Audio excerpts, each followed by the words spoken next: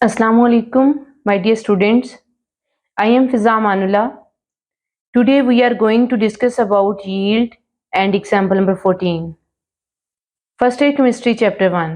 ये first year chemistry chapter 1 का last topic है और एग्जाम पॉइंट ऑफ व्यू से बहुत अहम है। आज के इस लेक्चर में सबसे पहले हम डिस्कस करेंगे यील्ड को, फिर हम इसके टाइप्स को डिस्कस करेंगे। उसके बाद जो है कुछ अहम क्वेश्चंस होंगे वो भी हम डिस्कस करते जाएंगे और लास्ट पे हम एग्जांपल नंबर 14 को डिस्कस करेंगे। स्टार्ट करते हैं। The amount of product form during a chemical reaction is called yield. Amount of product, yield को अमाउंट ऑफ प्रोडक्ट कहते हैं, यील्ड कहते हैं पैदावार को। केमिकल रिएक्शन क्या है यहाँ पे स्टूडेंट्स? A प्लस बी जब ये दोनों मिलते हैं तो आपके पास प्रोडक्ट बनती है C प्लस टी। ये जो A plus be left side पे है ये रिएक्टेंट है और राइट साइड वाले प्रोडक्ट है। रिएक्टेंट मिलके प्रोडक्ट बनाते हैं तो ये जो अमाउंट ऑफ प्रोडक्ट होगी ड्यूरिंग केमिकल रिएक्शन ये यील्ड कहलाती है। यील्ड की डिफरेंट टाइप्स हैं, theoretical yield, actual yield and percentage yield. Students theoretical yield क्या होती है, एक्चुअल यील्ड क्या होती है, ये हम देख लेते हैं। सबसे पहले मैं दो एग्जांपल्स के साथ आपको समझाने की कोशिश करूंगी। पहले मैं एग्जांपल दूंगी नॉर्मल लाइफ की और फिर मैं केमिस्ट्री में एग्जांपल दूंगी। मान लीजिए कि आप कोई फसल बोते हैं और कुछ टाइम गुजरने के बाद आप ये अंदाजा लगाते हैं कि इस दफा आपकी फसल बहुत अच्छी हो रही है और फिर आप ये सोच लेते हैं कि इस दफा आपकी फसल 450 मन होगी। ये जो आपने अंदाजा लगाया है ये बेसिकली ऑब्जर्वेशन है, कैलकुलेशंस हैं, तो हम ऐसी यील्ड को थ्योरेटिकल यील्ड कहेंगे। ये आपने अभी तक अंदाजा लगाया लेकिन कुछ और महीने गुजरने के बाद जब फसल पक के तैयार होती है और उसके बाद जितने भी स्टेप्स होते हैं उन स्टेप्स से गुजरने के बाद जो यील्ड आपके पास आती है, जो प्रोडक्ट आपके पास आती है, जो फसल आपके पास आएगी वो आपकी एक्चुअल यील्ड है। फसल तैयार होने के बाद जो आपके पास आई वो 400 मन है, लेकिन आपने सोचा था कि 450 मन इस दफा आपकी फसल आएगी। आपने सोचा वो थ्योरेटिकल यील्ड है लेकिन जो आपके पास 400 मन आई वो एक्चुअल यील्ड है, यानी वो एक सारे एक्सपेरिमेंट के बाद, सारे प्रोसीजर के बाद आपके पास आई है। केमिस्ट्री में हम एग्जांपल लेते हैं हाइड्रोजन गैस और ऑक्सीजन गैस की। हाइड्रोजन गैस हम ले लें 2 ग्राम, ऑक्सीजन गैस ले लें हम 32 ग्राम। जब ये दोनों मिलेंगे तो बनेगा पानी। वाटर कितना बनेगा? 34 ग्राम। ये मैंने सोचा है कि वाटर यहाँ पे 34 ग्राम बनेगा, लेकिन जैसे ही मैं अपने स्टूडेंट्स को देके लैब में भेजूंगी कि जाके एक्सपेरिमेंट करें तो वो एक्सपेरिमेंट करेंगे तो वो 34 ग्राम प्रोडक्ट नहीं बना पाएंगे। उनकी प्रोडक्ट हो सकता है कि 30 ग्राम हो सकता है 29 ग्राम हो सकता है 28 ग्राम हो, यानी उनकी प्रोडक्ट जो मैंने सोची थी, जो मैंने कैलकुलेट की थी उससे कम होगी। तो जो मैंने सोची वो थ्योरेटिकल यील्ड थी, जो मेरे स्टूडेंट्स ने निकाली वो एक्चुअल यील्ड है। तो यहाँ पे समझ लीजिए बैलेंस्ड केमिकल इक्वेशन से कैलकुलेट करके जो यील्ड मिलेगी वो थ्योरेटिकल यील्ड कहलाएगी और जो एक्सपेरिमेंट करके आपके पास आएगी वो एक्चुअल यील्ड होगी। तो हम डेफिनेशंस देखते हैं। पहले हम देखेंगे थ्योरेटिकल यील्ड की। The amount of product calculated, ये लफ्ज यहाँ पे हम है, calculated from balanced chemical equation. Balanced chemical equation से जो अमाउंट ऑफ प्रोडक्ट आपने कैलकुलेट की, सोची, अंदाजा लगाया, उससे आप कह सकते हैं थ्योरेटिकल यील्ड। क्योंकि आपने सोचा तो जो आप सोचते हैं आप मैक्सिमम सोचते हैं, तो आप कहें it is the maximum yield of product that can be produced by a given amount of reactant. जो रिएक्टेंट आपको दिए जाते हैं उससे मैक्सिमम यील्ड जो प्रोड्यूस हो सकती है उसे थ्योरेटिकल यील्ड कहा जाता है। बेटा थ्योरेटिकल यील्ड का दूसरा नाम कैलकुलेटेड यील्ड है और याद रखिएगा थ्योरेटिकल यील्ड हमेशा एक्चुअल यील्ड से ग्रेटर होती है। और पेपर में क्वेश्चन कुछ इस तरह से पूछा जाता है, डिफाइन थ्योरेटिकल यील्ड। सेम इसी तरह एक्चुअल यील्ड का भी क्वेश्चन आता है, डिफाइन एक्चुअल यील्ड।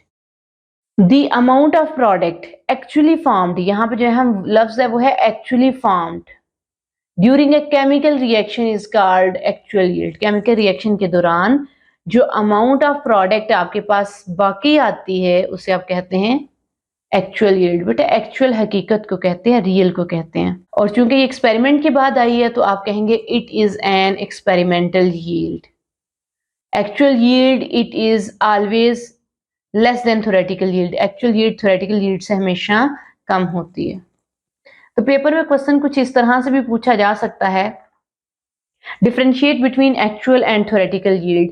बेटे जब भी डिफरेंस वाला क्वेश्चन आए तो आप क्या करते हैं, सेंटर में लाइन लगाते हैं, एक तरफ एक चीज दूसरी तरफ दूसरी चीज, फिर दोनों के डिफरेंस एक्सप्लेन करते जाएंगे। बेटा आप सारे स्टूडेंट्स चाय तो पीते होंगे, तो मैं यहाँ पे एक्चुअल यील्ड और थ्योरेटिकल यील्ड को चाय के साथ भी कंपेयर करके बताना चाहूंगी। वाटर आप ले लें 100 ग्राम, पत्ती आप ले लें 25 ग्राम, शुगर आप ले लें 70 ग्राम, मिल्क ले लें 200 ग्राम। स्टूडेंट्स जब आप तमाम इंग्रेडिएंट्स एक बर्तन में डाल देते हैं, जितनी जितनी अमाउंट मैंने बताई है उतनी उतनी अमाउंट के साथ, तो आप अंदाज़ा लगाएंगे कि टोटल आपके पास 395 ग्राम जो है ये सारा बना, तो आपकी चाय 395 ग्राम बनेगी। ये आपने सोचा, ये आपने अंदाज़ा लगाया, तो ये थी थ्योरेटिकल यील्ड। लेकिन स्टूडेंट जब चाय पक के तैयार होती है तो आप चाय पकने के बाद तो आप उसका वेट चेक करें तो उसका वेट आपको 395 ग्राम नहीं मिलेगा, बल्कि उसका वेट आपको हो सकता है कि 250 ग्राम मिले। जो चाय पक के तैयार हुई उसका वजन कम हो गया, लेकिन पहले जो आपने सोचा था उसका वजन ज्यादा था। पहले वाला वजन ज्यादा है यानी वो थ्योरेटिकल यील्ड है, बाद में वजन कम यानी एक्सपेरिमेंट के बाद आपको पता चला कि चाय तो 250 ग्राम बनी है, ये एक्चुअल यील्ड है। अब है परसेंटेज यील्ड।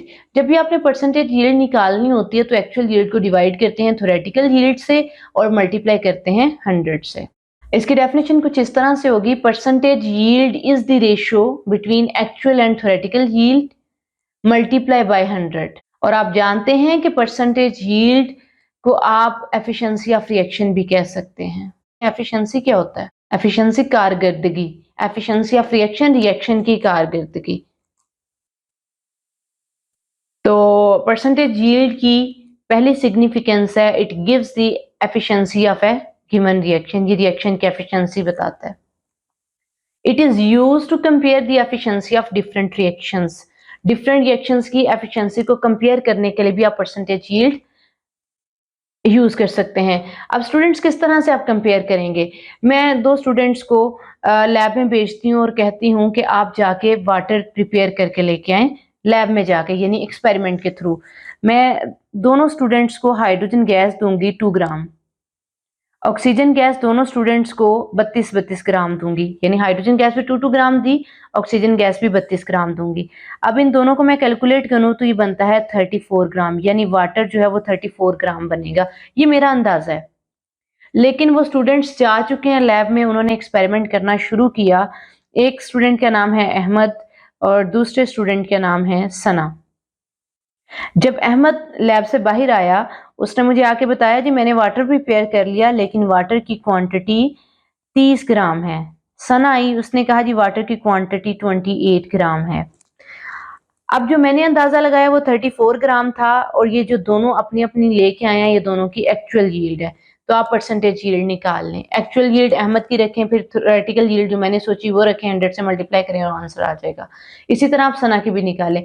अब दो डिफरेंट रिएक्शन हैं, अब इन दोनों डिफरेंट रिएक्शंस को कंपेयर करके हम रिएक्शन की एफिशिएंसी बता सकते हैं। जो अहमद ने रिएक्शन लगाया उसकी एफिशिएंसी ज्यादा थी, यानी उसमें एक्यूरेसी ज्यादा थी, उसमें ज्यादा प्रोडक्ट आई आपके पास। और जो सना ने रिएक्शन लगाया उसमें कहीं ना कहीं कोई ना कोई कमी रह गई थी, हो सकता है कि उसके ज्यादातर रिएक्टेंट वेस्ट हो गए हों। बेटा बोर्ड में क्वेश्चन कुछ इस तरह से आता है, यहाँ पे define percentage yield give its significance, तो आप ये सारा लिखेंगे। इसके अलावा ये दो क्वेश्चन जो हैं ये भी आ सकते हैं। How can the efficiency of a chemical reaction be express? अब केमिकल रिएक्शन की एफिशिएंसी को कैसे एक्सप्रेस कर सकते हैं? ऑब्वियसली परसेंटेज यील्ड से करेंगे। How do we calculate the percentage yield of a chemical reaction? बेटा इन दोनों का आंसर जो है उसमें आपने क्या करना है, चाहे तो परसेंटेज यील्ड की डेफिनेशन लिखें, लेकिन ये फार्मूला मस्त लिखना है। इसके साथ साथ आप एक लाइन लिखेंगे जो मैं भी बोलूंगी, the efficiency of a chemical reaction is determined with the help of percentage yield.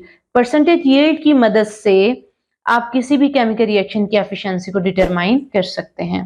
Actual yield is always less than theoretical yield, ये बहुत अहम है। इसके कुछ रीजंस हैं। पहले रीजन ये है कि हो सकता है कि आपका वर्कर जो है उसके पास एक्सपीरियंस नहीं है, तो जो इनएक्सपीरियंस्ड वर्कर्स होते हैं वो क्या करते हैं, वो ज्यादातर आपकी प्रोडक्ट की अमाउंट को वेस्ट कर देते हैं। अब ये वेस्ट करने के भी डिफरेंट जो है वो वजूहत हो सकती हैं। हो सकता है कि वो जिस अपरेटस को यूज करते हुए कोई चीज बना रहे हैं वो ज्यादातर उसके साथ लगी रह गई हो। इसके अलावा बाई प्रोडक्ट में भी form due to side reaction. जब साइड रिएक्शन होता है तो उसमें बाई प्रोडक्ट्स बनते हैं। तो बाई प्रोडक्ट्स उन प्रोडक्ट्स को कहते हैं जिनकी आपको जरूरत नहीं होती।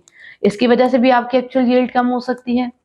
इसके अलावा अगर रिवर्सिबल रिएक्शन है तो तब भी आपकी एक्चुअल यील्ड कम होगी, क्योंकि रिवर्सिबल रिएक्शन कंप्लीट नहीं होता। ये लास्ट रीजन मैं बताने लगी हूं। Separation and purification processes like filtration, distillation, separation by separating funnel, washing, drying and crystallization reduce the amount of product। ये तमाम प्रोसेस भी ऐसे हैं, अगर इनके थ्रू आप अपने प्रोडक्ट को गुजारेंगे तो आपकी जो प्रोडक्ट है वो कम हो जाएगी। होता इस तरह से है कि फिल्ट्रेशन करते हुए फिल्टर पेपर के साथ कुछ आपकी अमाउंट लगी रह जाती है। डिस्टिलेशन में भी यही होता है, जब सेपरेटिंग फनल को यूज कर रहे होते हैं तब भी इन प्रॉब्लम्स को फेस करना पड़ता है। वॉशिंग में जब आप अपने प्रोडक्ट को धो रहे होते हैं तो कुछ आपकी प्रोडक्ट भी पानी के साथ बह जाती है। जब आप ड्राई कर रहे होते हैं तो हो सकता है वो एवेपोरेट हो जाए, हो सकता है कि जिस चीज में ड्राई कर रहे हैं उसके साथ जुड़ जाए और आपकी प्रोडक्ट वेस्ट हो जाए। ड्यूरिंग क्रिस्टलाइजेशन भी आपकी प्रोडक्ट वेस्ट होने के चांसेस होते हैं। तो स्टूडेंट्स, पेपर में क्वेश्चन यहाँ से कुछ इस तरह से आएगा, why actual yield is less than theoretical yield. इसके अलावा क्वेश्चन इस तरह से भी आ सकता है कि what are the factors which are mostly responsible for the low yield of the product in chemical reactions.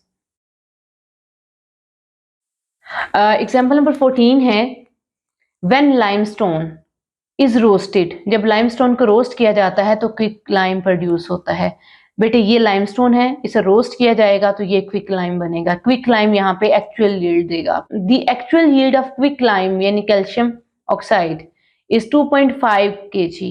Actual yield कितनी है? 2.5 kg। और जो लाइमस्टोन जिसे रोस्ट किया गया है उसके 4.5 kg।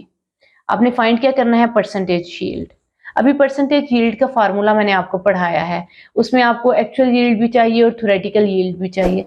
इस स्टेटमेंट में आपके पास सिर्फ एक्चुअल यील्ड मौजूद है, थ्योरेटिकल यील्ड मौजूद नहीं है। तो थ्योरेटिकल यील्ड को फाइंड करने के लिए आपको देखना पड़ेगा यहाँ पे क्या क्या कुछ मौजूद है। Mass of limestone roasted 4.5 kg है।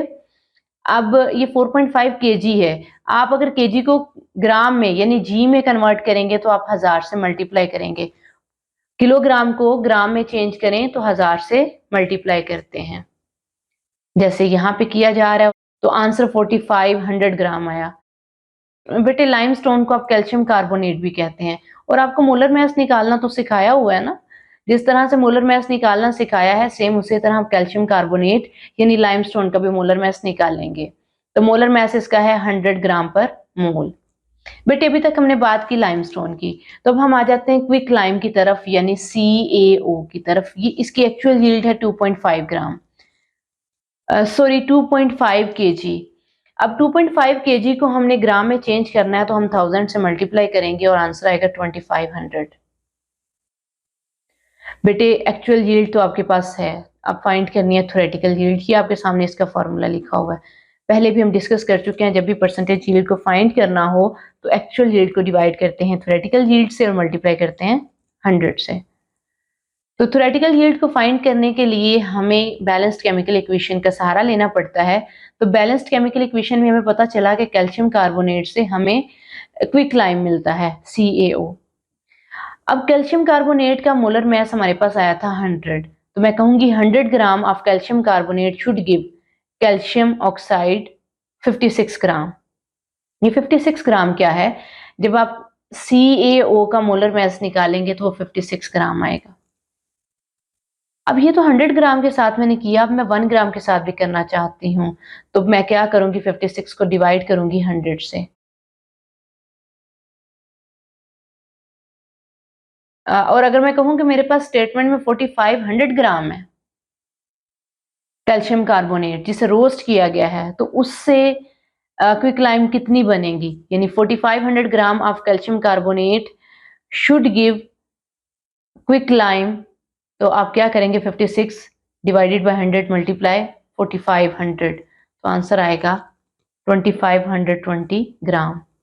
तो स्टूडेंट्स आप क्या करेंगे कि एक्चुअल यील्ड की जो आपने डाटा में पढ़ा वो 2500 ग्राम है, इसे डिवाइड करेंगे 2520 से, जो अभी थ्योरेटिकल यील्ड आपके पास आई मल्टीप्लाई करेंगे 100 से। तो आपके पास आंसर आएगा 99.2%। स्टूडेंट्स, मैं उम्मीद करती हूँ कि आपको इस लेक्चर की समझ आई होगी। अगर आपका कोई भी क्वेश्चन है, कोई भी क्यूरी है, तो आप कमेंट सेक्शन में मुझसे पूछ सकते हैं। बेटे, आज के इस टॉपिक से रेलिवेंट आपके चैप्टर 1 की एक्सरसाइज में 3 क्वेश्चंस मौजूद हैं, जिनमें एक शॉर्ट क्वेश्चन है और 2 लॉन्ग क्वेश्चंस हैं। क्वेश्चन नंबर 8 का 8 पार्ट, क्वेश्चन नंबर 22 और क्वेश्चन नंबर 24। इन क्वेश्चंस को आप सॉल्व करें, आपसे हो जाएंगे। इनके हिसाब से ये हल नहीं होते और आपको इसी वीडियो की डिस्क्रिप्शन में इन क्वेश्चंस के लिंक मिल जाएंगे। Good luck all students.